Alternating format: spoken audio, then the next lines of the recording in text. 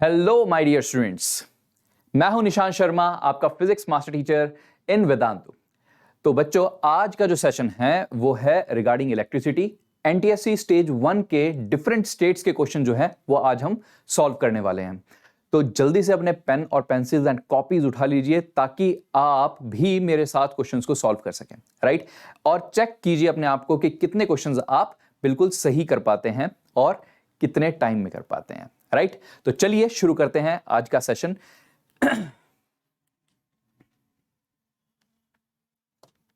So this is the first question. Bihar 2016-17 के अंदर question पूछा गया है बच्चों।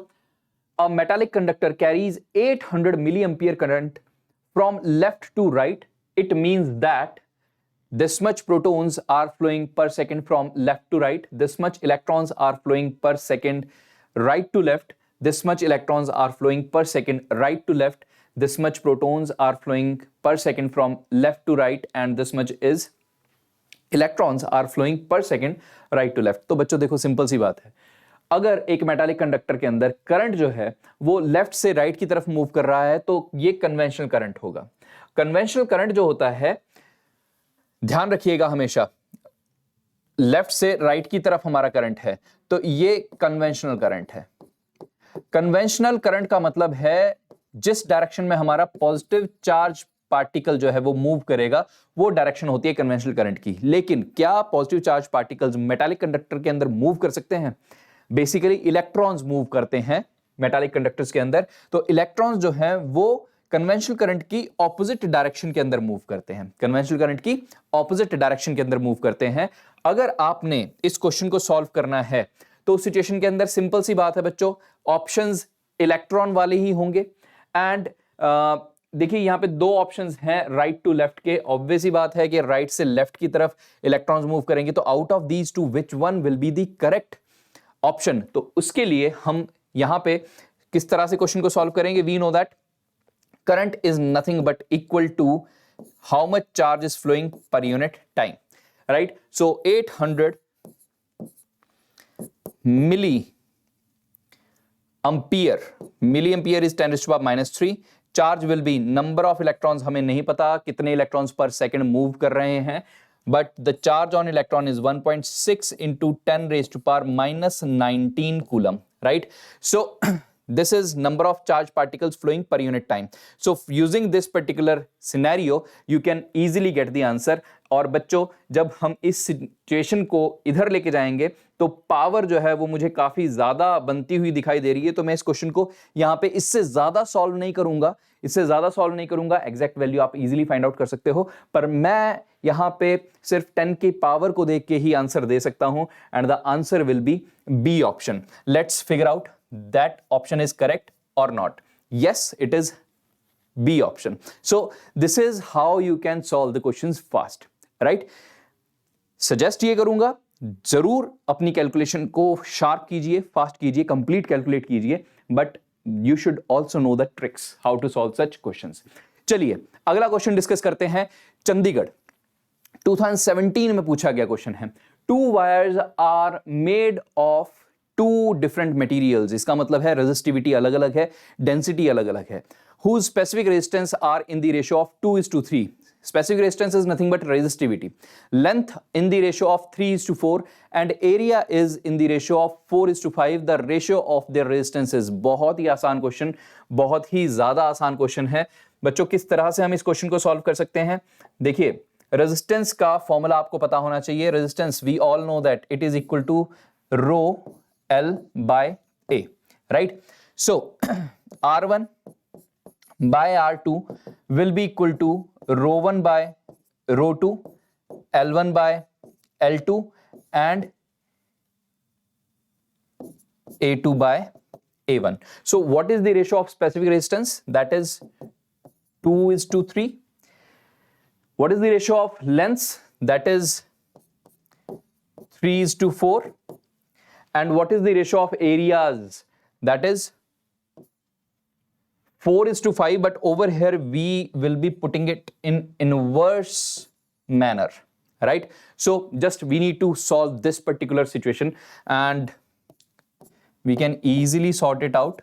So हमारे पास जो आंसर आएगा R1 by R2 के लिए that will be nothing but equal to 5 by 8.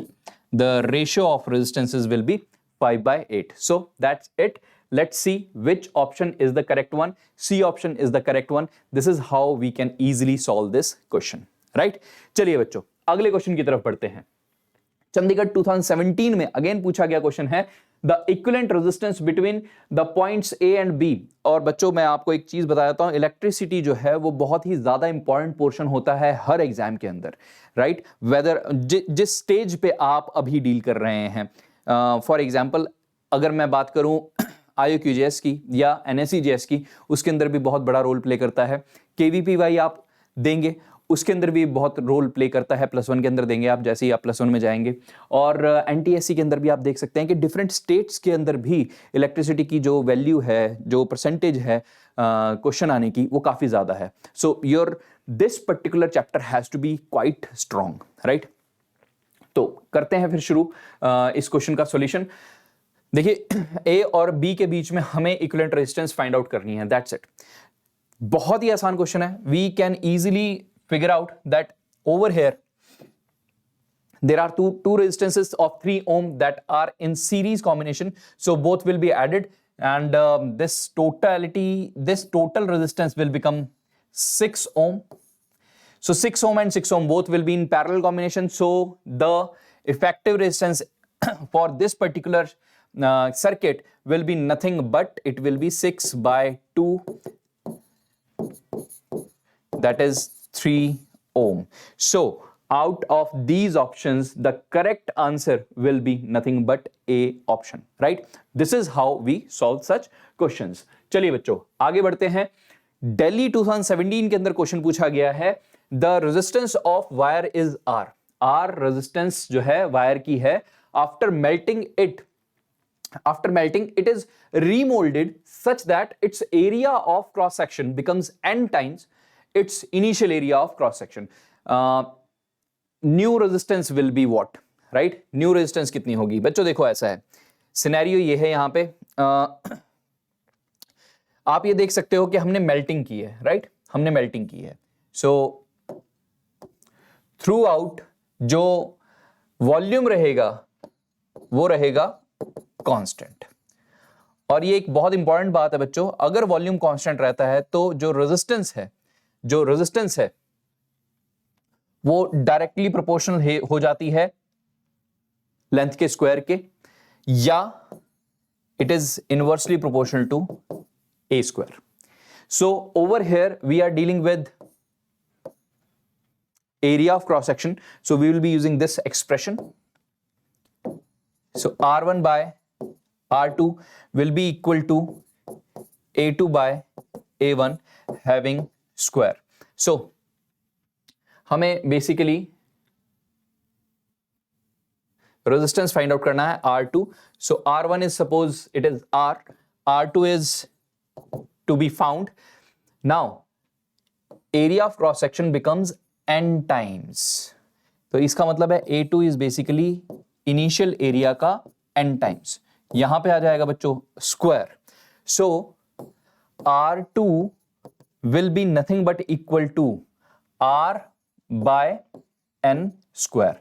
So the correct answer will be the final resistance of this particular case will be R over n square. So let's figure out which option is the correct one. D option is the correct answer, right? So this is how you solve such questions.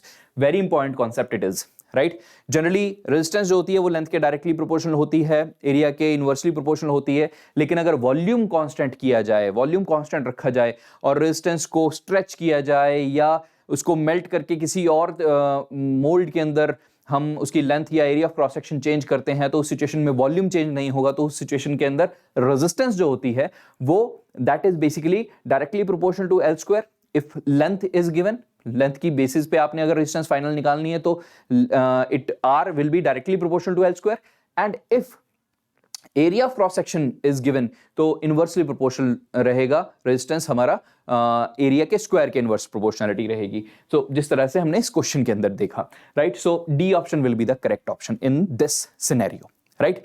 तो चलिए बढ़ते हैं आगे अगले question की तरफ। Next question is West Bengal 2017 के अंदर पूछा गया question, 2 electrodes are maintained at a potential difference of 50 volt. 2 electrodes जो हैं वो हमने मेंटेन किया उनके बीच में पोटेंशियल डिफरेंस, और that 2 of 50 volt, and electron moving from cathode to anode gains kinetic energy equal to what. Now the scenario is this बच्चा पार्टी, दैट अब पोटेंशियल डिफरेंस हमने लगाया है, पोटेंशियल एनर्जी कितनी होगी, it will be Q into V. This potential energy, loss in potential energy, this potential energy will be lost and kinetic energy will be gained. So the gain in kinetic energy will be equal to half mv square. Right? Voltage is given. Electron is there. Right? Electron is there. So electron का charge कितना होता है 1.6 into 10 raised to power minus 19 coulomb. Potential difference is of 50 volt, so it will be equal to half mv square. Rather, we need not to find out the value of velocity or something like that. We just need to find out the kinetic energy. It is very easy question. Kinetic energy आपको find out करनी है, तो बच्चों loss in potential energy will be gain in kinetic energy. So you just need to sort out this particular situation. We can easily solve this.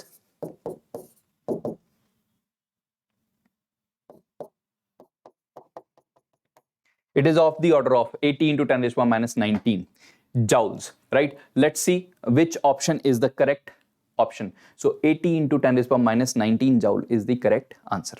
So this is how you solve such questions. चलिए बढ़ते हैं अगले question की तरफ। Resistance के combination के ऊपर based भी काफी सारे क्वेश्चन आते हैं बच्चों, जैसे कि ये क्वेश्चन जो है हमारा रेजिस्टेंस के कॉम्बिनेशन के ऊपर बेस्ड क्वेश्चन है। हरियाणा 2020 के अंदर रिसेंट ही आया हुआ क्वेश्चन है, 5 identical resistance wires of 1 ohm each are connected as shown in figure as clear lines. So these clear lines are basically 1 ohm resistance. So all the 5 will be having 1 ohm resistance. So initially the resistance of from A to B will be nothing but equal to 5 ohm. If 2 similar wires are added, बाद में add की गई हैं बच्चों, as shown by the dashed lines या dotted lines जो हैं यहां से हमने रिप्रेजेंट की हैं, तो आपने बताना है find the change in the resistance between A and B, or how much the resistance has changed. Very awesome question, because यहां पे काफी बच्चे जो है वो गड़बड़ी कर सकते हैं। चेंज इन रेजिस्टेंस पूछा है, ना कि फाइनल रेजिस्टेंस पूछी है। सो इनिशियल रेजिस्टेंस बच्चों अगर हम देखें यहां पे, तो all the 3 will be having, देखिए इनिशियली ये दो तो वायर्स थी ही नहीं, तो जितना करंट इनमें से इसमें से गुजरेगा उतना करंट सभी वायर्स में से गुजरेगा, तो इसका मतलब ये सीरीज कॉम्बिनेशन है। ये सीरीज कॉम्बिनेशन अगर है तो सीरीज कॉम्बिनेशन के अंदर 5 resistances each of 1 ohm, the initial resistance of the circuit will be nothing but 5 ohm. It will be 5 ohm. And after that what we have done over here, हमने क्या किया यहां पे, ये 2 वायर्स और लगा दी और इक्वल रेजिस्टेंस है उन वायर्स की भी। 2 similar wires are added. Similar का मतलब यह है कि रेजिस्टेंस यहां पे भी 1 ओम है, इस वायर की भी और इस वायर की भी। तो अब बच्चों यहां पे ट्विस्ट ले जाएगा हमारा ये क्वेश्चन। देखिए this is 1 ohm, right, this is also 1 ohm. Now this scenario, what is this? This is a special circuit now. This is nothing but Wheatstone bridge.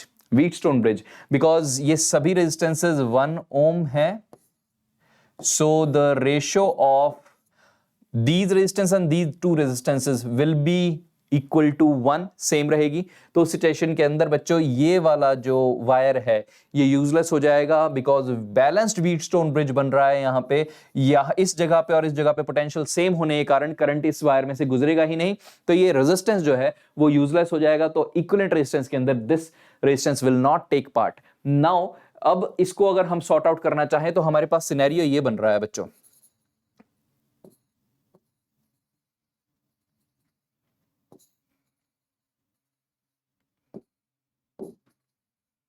So 1 Om, her resistance 1 ohm resistance रखे हुए है, तो इसलिए now we can sort it out.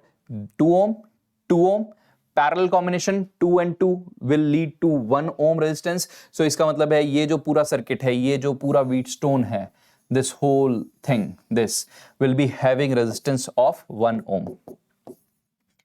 And now this 1 ohm, this 1 ohm and this 1 ohm will be nothing in series combination, so it will form equivalent resistance equal to 3 ohm. So the final change, final resistance will be nothing but 3 ohm. So we need to find out basically change in resistance. So delta R will be equal to how much? It will be equal to change कितना होगा बच्चों? 5 पहले था, बाद में 3 था, तो obvious ही बात है रेजिस्टेंस डिक्रीज हो गई है, ठीक है। बट ऑप्शंस के अंदर कहीं पे भी नेगेटिव में आंसर नहीं है, क्योंकि रेजिस्टेंस को नेगेटिव में कभी भी लिखा नहीं जाता, तो इसलिए हम आंसर जो है वो 5 - 3 that is basically 2 ohm answer देंगे, right. So this is the way to solve this question. Awesome question it was, basically Wheatstone bridge के लेवल का क्वेश्चन यहां पे पूछ लिया गया है। व्हीटस्टोन ब्रिज जनरली हम +2 में पढ़ते हैं, बट हरियाणा में पूछा गया है 2020 के अंदर recently. So you guys has to be aware about this concept, right. चलिए देखते हैं, option A is the correct answer, right. चलिए बढ़ते हैं अगले क्वेश्चन की तरफ। केरला 2020 में पूछा गया क्वेश्चन है ये, अ bulb marked 100 watt 220 volt is connected to 110 volt power supply. Basically क्या है बच्चा पार्टी, यहां पे ये जो दो चीजें दी हुई हैं, these are both rated things, यानी rated power and rated voltage दी हुई है। रेटेड पावर और रेटेड वोल्टेज का हमें ये फायदा होता है कि हम रेजिस्टेंस फाइंड आउट कर सकते हैं, बिकॉज रेजिस्टेंस का जो एक्सप्रेशन हमारे सामने अब आएगा वो आएगा V रेटेड का square over P rated, right. V rated का square over P rated will be the resistance, will be giving us resistance. So over here we can deal with it, no problem at all. V square over P rated कितना है बच्चों? 100 watt. So this thing will be giving us the resistance. So अगर मैं इसको sort out करना चाहूं तो 484 I think जो resistance है 484 ओम हमारे सामने बन जाएगी, right? So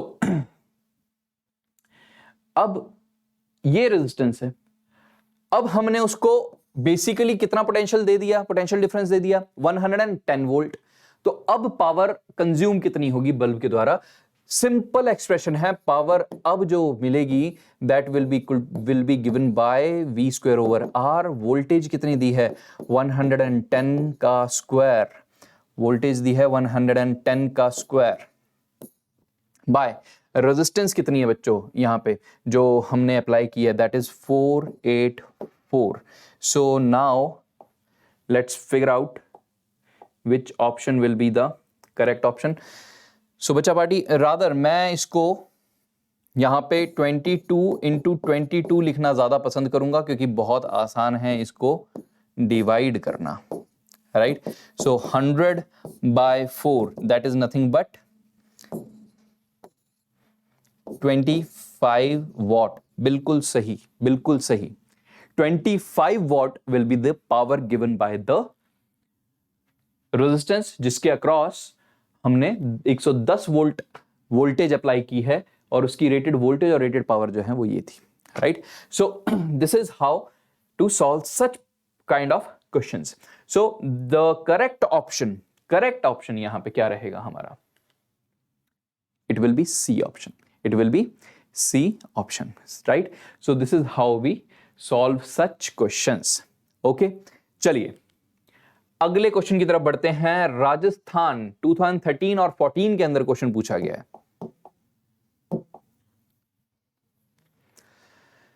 The value of current I and voltage V in the given circuit will be what? Now देखो बच्चों, आपको थोड़ा सा शायद मुश्किल हो रही होगी यहां पे इस पिक्चर को अनलॉक करने में बेसिकली, तो मैं आपको बता देता हूं that over here the resistance is basically 6 ohm and this is 2 ohm resistance. This is also 2 ohm resistance. This is also 2 ohm resistance, and over here we have applied a battery that is of 12 volt. यहां पे बच्चों open circuit है, this is open circuit, और यहां पे voltage V है। Obvious सी बात है, यहां पे हमें फाइंड आउट करना है। अच्छा, ये जो करंट पूछा है, ये करंट है बेसिकली, ये करंट, ये I करंट, यानी कि इस 2 ओम में से कितना करंट गुजरेगा, और यहां पे बेसिकली इन दो एंड्स पे पोटेंशियल डिफरेंस कितना होगा, ये हमें फाइंड आउट करना है, राइट। चलिए, अब सिनेरियो क्या है, यहां पे देखो बच्चों, सिंपल सी अगर मैं बात कहूं, ये तो ओपन सर्किट है, तो यहां पे करंट नहीं जाएगा, राइट। ये तीनों रेजिस्टेंस जो हैं, ये सीरीज कॉम्बिनेशन में है, तो ये तीनों resistances basically 2 ohm 2 ohm 2 ohm, they will convert themselves into a combination of 6 ohm resistance.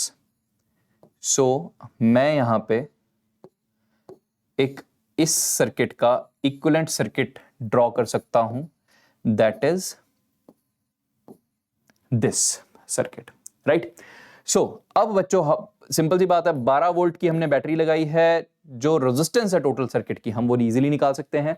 Resistance कितनी आ जाएगी, it will be 3 ohm, because 6 ohm and 6 ohm both are in parallel combination. So effective जो resistance बनेगी हमारे इस circuit की equivalent resistance final, that will be 3 ohm. So यहां से करंट गुजरेगा, how much current will that be, so current will be 12/3, that is 4 ampere, that will be 4 ampere. इसका मतलब ये है बच्चों, आंसर 4 एम्पियर नहीं है, आंसर 4 एम्पियर नहीं है। बेसिकली क्यों 4 एम्पियर नहीं है, यहां से जो करंट गया वो 4 एम्पियर है, लेकिन ये करंट जो है वो डिवाइड होगा, इक्वली डिवाइड होगा। रीजन क्या है, यहां पे भी 6 ओम रेजिस्टेंस और ये भी 6 ओम रेजिस्टेंस है, इक्वली डिवाइड होने के कारण ये जो करंट होगा that will be nothing but it will be equal to 2 ampere. So current की वैल्यू आ गई है 2 एम्पियर। और बच्चों, अगर 2 एम्पियर करंट इस 2 ओम रेजिस्टेंस में से गुजरेगा, तो ऑब्वियस सी बात है बेटा, वोल्टेज जो आएगी इसके अक्रॉस, इस रेजिस्टेंस के across, it will be 4 volt, it will be 4 volt, right. So this is the way how you solve such questions.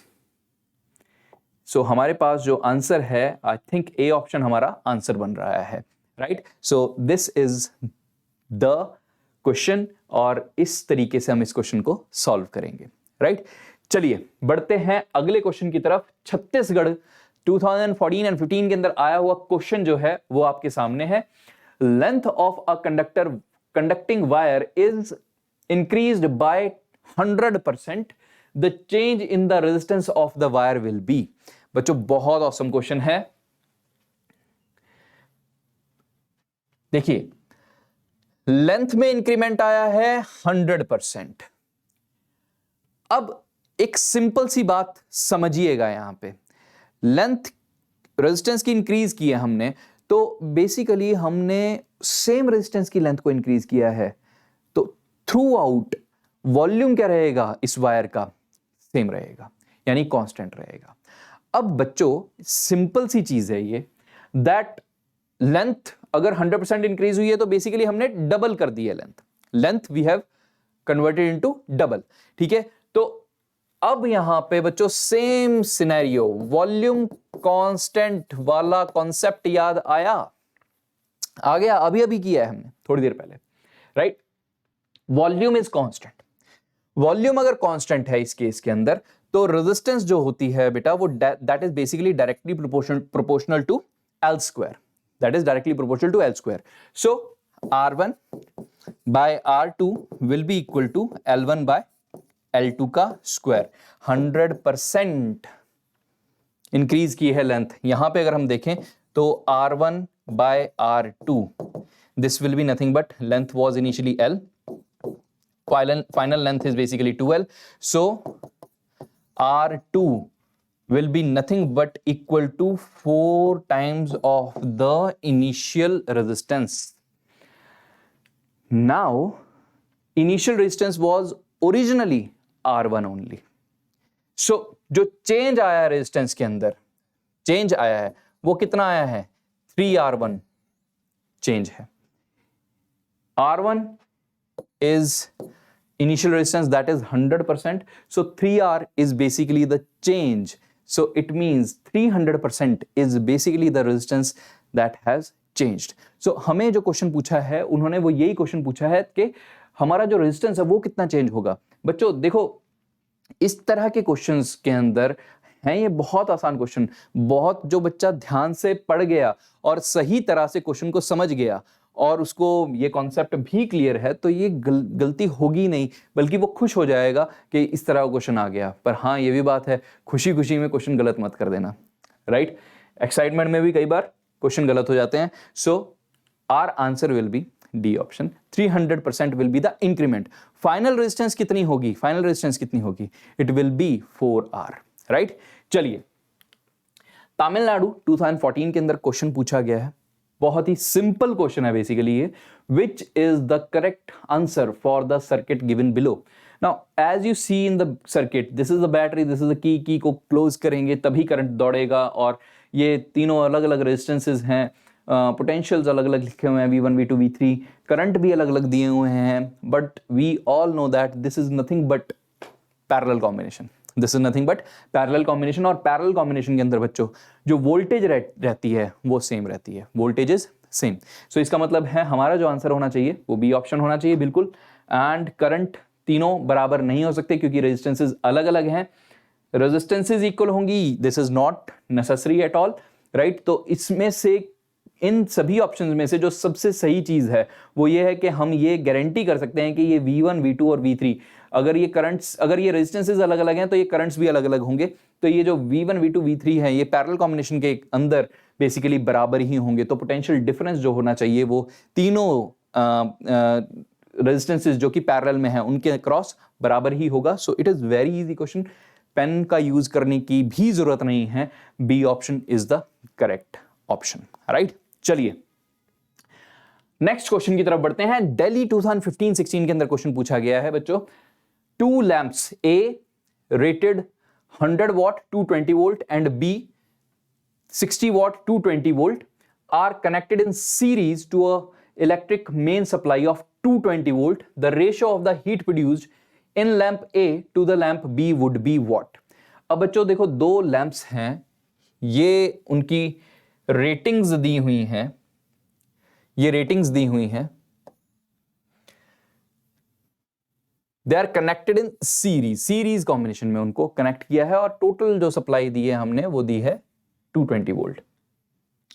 Heat कितनी प्रोड्यूस होगी लैंप के अंदर ए में और बी में, उसकी रेशो बेसिकली आपको फाइंड आउट करनी है, राइट। सो इस क्वेश्चन को शुरू करते हैं बच्चों, किस तरह से हम इस क्वेश्चन को सॉल्व कर सकते हैं। देखिए सिंपल सी बात है बेटा, सीरीज कॉम्बिनेशन की अगर मैं बात करूं, सीरीज कॉम्बिनेशन, तो पावर जो होती है that is given by expression I² R, क्योंकि सीरीज कॉम्बिनेशन में करंट जो पास करता है from each resistance that is same, तो इनमें से जो करंट गुजरेगा वो सेम गुजरेगा। अगर करंट सेम गुजरेगा सीरीज कॉम्बिनेशन में तो पावर जो होती है बच्चों that is directly proportional to resistance, that is directly proportional to resistance. अब रेजिस्टेंस अगर आपको फाइंड आउट करनी है इस सिनेरियो के अंदर, रेटेड वोल्टेज रेटेड पावर दी हुई है, तो resistance is nothing but V rated का square by P rated, right? So we can think over here that P1 by P2 will be R1 by R2, right? And P1 by P2 will be equal to, देखो बच्चों resistance जो है वो V rated दोनों के लिए बराबर है, 220 वोल्ट एंड 220 वोल्ट। फिर भी हम चलो पुट कर देते हैं यहां पे, बेसिकली पावर जो है पहले केस के अंदर 100 है और दूसरे केस में 60 है। Now you can think over here that this voltage is basically useless because ये जो रेशो है वो सेम आएगी यहाँ पे, ठीक है। 220 एक दूसरे को कैंसिल आउट कर देंगे, उसका स्क्वायर है बेसिकली। तो over here the scenario that comes in front of us is 60/100। So over here P1 by P2 will be equal to, बच्चा पार्टी देखो अब तो ये क्वेश्चन में कुछ भी नहीं रहा, हम 2 से डिवाइड कर देंगे तो 3/5 has to be our answer. So 3/5 this is option A. So आप यहाँ पे इसको शॉर्टकट में भी कर सकते हो। किस तरह से? हमें पता है सीरीज कॉम्बिनेशन यूज हो रहा है, सीरीज कॉम्बिनेशन है तो रेजिस्टेंस के डायरेक्टली प्रोपोर्शनल होती है पावर, और अगर मैं रेजिस्टेंस की बात करूं तो दैट इज वी रेटेड का स्क्वायर ओवर पी रेटेड। तो यहां पे हम ये कर सकते हैं दैट पावर की जो रेशियो आएगी डायरेक्टली P1/P2, तो वो बेसिकली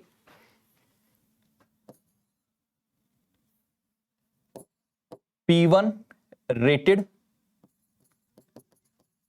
बाय P2 रेटेड के इक्वल आएगी। सो रेटेड जो P2 है दैट इज 60 और यहां पे 100 आप पुट करके डायरेक्ट आंसर निकाल सकते हो। पर ये तब लगेगा जब यहां पे जो रेटेड वोल्टेज है वो उसकी जो वोल्टेज सप्लाई है वो बराबर हो। तो 220 वोल्ट वोल्टेज सप्लाई बराबर है, तो इस तरीके से हम इस क्वेश्चन को सॉल्व कर सकते हैं, राइट। चलिए बच्चों बढ़ते हैं अगले क्वेश्चन की तरफ। लेट्स पहले तो ये चेक कर लेते हैं whether we have solved this question correctly or not. Yes, we have solved it correctly. A option is the correct option, right? चलिए नेक्स्ट क्वेश्चन तमिलनाडु 2015 के अंदर पूछा गया क्वेश्चन है। The resistance of the given resistance that is calculated from the graph is. बच्चों देखो यहां पे ये V है, ये I है, आपको पता चल रहा है यहाँ पे that the value is same and straight line graph is there, and we all know that Ohm's law states that V is equal to I R, R will be equal to V by I. So बच्चों यहाँ पे भी आपको देखने को मिल रहा है, यहाँ पे भी आपको देखने को मिल रहा है that V over here for this particular case of V कितना है बच्चों 2, और करंट कितना है basically I is 2 milliampere basically, but okay 2 milliampere current is 2 into 10⁻³ right.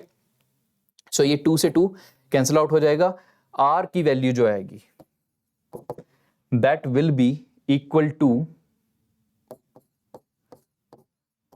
1000 ohm, that will be equal to 1000 ohm because the current that is given is in milliamperes। Voltage के बारे में simple volt के अंदर ही voltage दी हुई है, तो resistance जो है इस केस के अंदर V/I बेसिकली जो स्लोप होती है ना बच्चों, slope in VI graph that gives us resistance. So ये स्लोप आपने फाइंड आउट करनी है। स्लोप यहां पे हमारे पास जो आ रही है, जो वैल्यू पुट कर रहे हैं, तो 10⁻³ जो है हमारा आंसर आ रहा है। So R has to be equal to 1000 should be the correct answer. Okay, so ये मुझे लगता है थोड़ा सा हमारे टाइपिस्ट से गलती हो गई। सो 1000 ohm will be the correct answer. So this is how we solve such particular type of questions, right? चलिए अगले क्वेश्चन की तरफ बढ़ते हैं। बिहार 2016-17 के अंदर पूछा गया क्वेश्चन है बच्चों, a battery whose EMF is 40 volt, a battery whose EMF is 40 volt has an internal resistance of 5 ohm. If this battery is connected across 15 ohm resistance, what will be the voltage drop across resistor R? Okay, so over here scenario क्या है? Scenario ये है कि हमारे पास एक ऐसा cell है जिसका EMF जो है वो 40 वोल्ट है और इसकी इंटरनल रेजिस्टेंस भी हमें दी हुई है दैट इज 5 ओम, और ये जो बैटरी है हमने वो कनेक्ट की है across 15 ohm resistor. So scenario is something like this बच्चा party, this is the cell और हमने इसको एक ऐसे रेजिस्टेंस के साथ कनेक्ट किया है जिसकी वैल्यू 15 ओम है। This is 5 ohm internal resistance and EMF is basically 40 volt. So what will be the voltage drop across this resistor? इस रेजिस्टर के अक्रॉस कितना वोल्टेज ड्रॉप होगा? तो बच्चों देखो ऐसा है, हमें इसके क्रॉस वोल्टेज ड्रॉप निकालना है।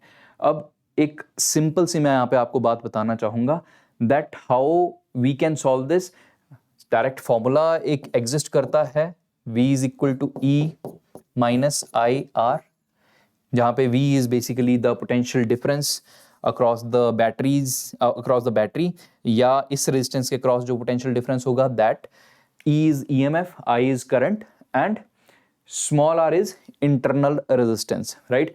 So जब एक सेल डिस्चार्ज होता है किसी रेजिस्टर के थ्रू, तो पोटेंशियल डिफरेंस जो होता है उस सिंगल रेजिस्टेंस के across, that is nothing but it is equal to this, right. तो अब बच्चों हम यहां पे ये वोल्टेज निकालना चाहते हैं, भाई इसके अक्रॉस कितना पोटेंशियल डिफरेंस आता है। तो हम इस क्वेश्चन को कैसे कर सकते हैं, देखिए करंट निकालना पड़ेगा पहले तो। सर्किट के अंदर करंट अगर निकालना है तो बच्चों देखो ध्यान रखना, सर्किट के अंदर जो करंट होता है that is basically equal to EMF over total resistance of the circuit, right. So यहां पे ये वैल्यूज हमें पता है, that is EMF is 40 and this R is capital R is 15 and this is 5, so 2 ampere is basically the current। अब बच्चों कोई भी दिक्कत नहीं है, आपको करंट यहां पे कितना मिल गया है, 2 एम्पियर करंट मिल गया है। 2 एम्पियर करंट 15 ओम में से गुजरेगा तो वोल्टेज कितनी आएगी, I इंटू आर होता है relation, I into R, I is 2 and R is 15, so 30 volt will be the potential difference across this resistance। so this is how we solve this। ये वाला डायरेक्ट फॉर्मूला भी लगा सकते हैं। ये बच्चों बेसिकली कहां से आया है, ये जब क्रॉस मल्टीप्लाई करेंगे ना इसको, तो I इंटू आर जो है वो V में कन्वर्ट हो जाएगा, और I इंटू स्मॉल r जो है वो IR इस डायरेक्शन, इस साइड पे लेके जाएंगे, तो this formula will be formed. But obvious ही बात है, इस फॉर्मूले के लिए भी हमें करंट तो फाइंड आउट करना ही पड़ेगा। So just we have sorted this problem using this scenario. तो इस पहले हमने करंट फाइंड आउट किया और फिर उसके बाद V is equal to IR लगा के हमने क्वेश्चन को सॉल्व कर दिया। So the correct option over here will be B option, right. So ये हमारे पास सिनेरियो रहता है। That's it from my side today, guys। Just keep practicing, keep revising। I hope you people are very fine and you should take care of yourself because मौसम भी थोड़ा change हो गया है अब, और कई जगह पे ओमिक्रॉन इज ऑल्सो अपनी जो उसके बारे में न्यूज़ जो है वो हमें सुनने को मिल रही है। So just take care of yourself and just keep practicing, keep revising. All the best for your exams. Thank you, bye bye.